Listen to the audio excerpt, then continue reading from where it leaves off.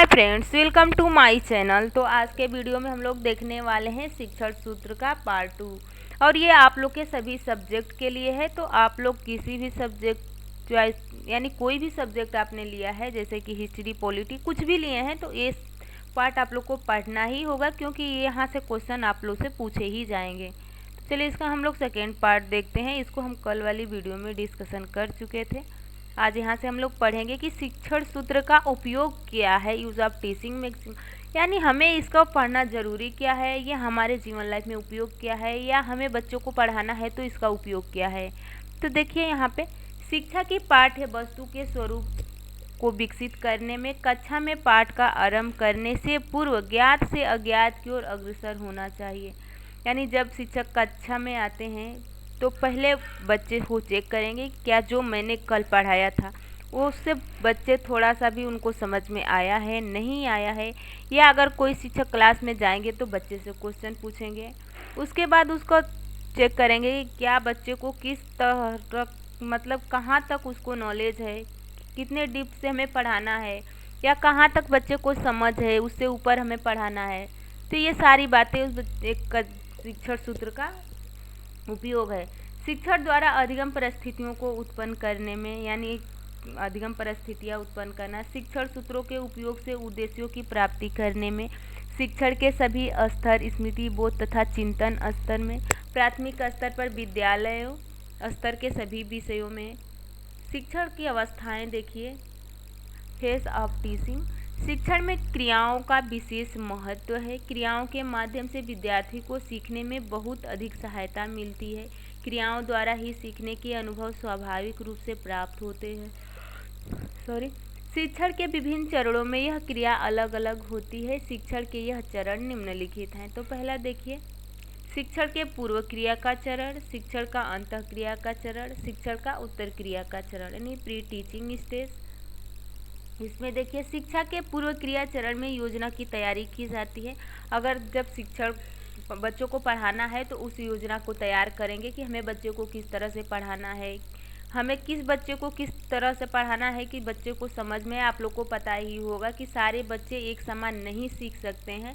इसमें वे सभी क्रियाएं आ जाती है जिन्हें शिक्षक शिक्षण अथवा कक्षा में प्रवेश करने से पहले करता है। इस पूर्व तत्परता स्तर में निम्नलिखित क्रियाएं सम्मिलित की जाती हैं।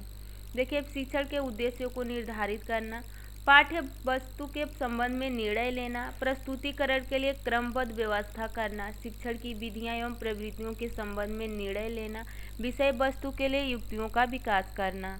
अगला देखिए, शिक्षण का अंतःक्रिया चरण। शिक्षण के अंतःक्रिया चरण में सभी क्रियाएं सम्मिलित होती हैं जिन्हें शिक्षक कक्षा में प्रवेश करने के समय से लेकर पाठ्य वस्तु को प्रस्तुत करने के समय तक करता है।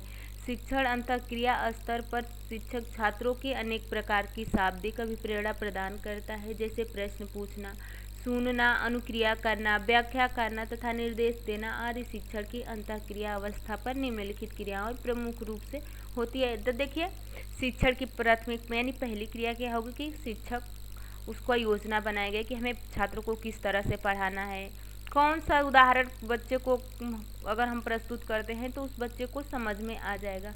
फिर अंतःक्रिया में बच्चे, ये क्लास में होता है, शिक्षक पढ़ाएंगे, प्रश्न पूछेंगे, बच्चे में मोटिवेट पैदा करेंगे कि बच्चा किसी भी चीज़ को सीखने के लिए तत्पर हो। तो ये क्लास के अंतःक्रिया का चरण है। अगला देखिए, कक्षा के आकार की अनुभूति, छात्रों का निदान, क्रिया तथा प्रतिक्रियाएं, इसी का पाठ है। तो देखिए, उत्तर क्रिया चरण देखिए, शिक्षण का उत्तर क्रिया चरण, रिस्पॉन्स स्टेज ऑफ टीचिंग। इस चरण में शिक्षण कार्य समाप्त हो जाने के पश्चात शिक्षक विद्यार्थी की व्यवहार का मापन करने के लिए उनके मौखिक अथवा लिखित प्रश्न पूछता है, जिससे निष्पत्तियों के सही मूल्यांकन हो जाए। मूल्यांकन पक्ष में उन सभी क्रियाओं को सम्मिलित किया जाता है जो प्रश्न पूछने से संबंधित होते हैं। सोपान की प्रमुख क्रियाएं निम्नलिखित हैं। इसमें शिक्षक अब ये चेक करेगा कि क्या जो हमने पढ़ाया वो बच्चे को समझ में आया कि नहीं आया। अगर नहीं आया तो फिर हम उसे दोबारा किस तरह से बच्चों के सामने प्रस्तुत करेंगे कि उसको समझ में आ जाएगा। देखिए, शिक्षण द्वारा व्यवहार में परिवर्तन, समुचित मूल्यांकन, प्रवृत्तियों का चयन, मूल्यांकन से छात्रों की निष्पत्ति तथा उद्देश्यों की प्राप्ति। तो आज की वीडियो हम लोग यहीं पे समाप्त करेंगे। इसका एक पार्ट और पार्ट 3 में पढ़ेंगे कि तो शिक्षण सिद्धांत क्या होते हैं।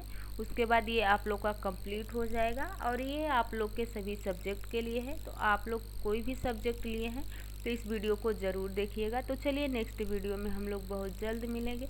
आप लोग चैनल को सब्सक्राइब कर लीजिएगा। अगर वीडियो पसंद आई हो तो लाइक कीजिएगा, नहीं पसंद आई हो तो कमेंट करके ज़रूर बताइएगा।